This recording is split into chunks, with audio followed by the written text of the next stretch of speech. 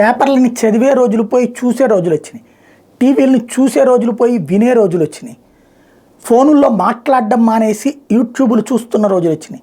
కాబట్టి ఈ అత్యాధునిక యుగంలో చకచక ఆలోచన తీరు మారిపోతుంది. కాబట్టి సోషల్ మీడియా ద్వారానే మైండ్ చేంజ్, గేమ్ చేంజ్ అన్నటువంటి ఒక కథ నడుస్తుంది.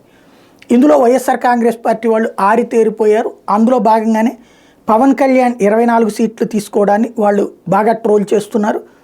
కాపు సామాజిక వర్గాన్ని రెచ్చగొడుతున్నారు, కవ్విస్తున్నారు. కాబట్టి తెలివిగా ఇప్పుడు జనసేన రివర్స్ కాన్సెప్ట్ అంటే వీళ్ళు మరి వాళ్ళకి సమాధానాలు చెప్పుకుంటూ డిఫెన్స్లో పడ్డట్టు కాకుండా అఫెన్సివ్గా వెళ్ళడానికి కావాల్సిన ఒక పాయింట్ని సూచించింది.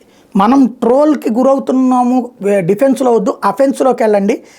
ఇప్పటి వరకు అధికారంలో ఉన్నటువంటి జగన్ని కాదని 7 ఎంపీలు, 10 మంది ఎమ్మెల్యేలు, 2 ఎమ్మెల్సీలు వైఎస్ఆర్ కాంగ్రెస్ పార్టీ నుంచి బయటకు వచ్చారు.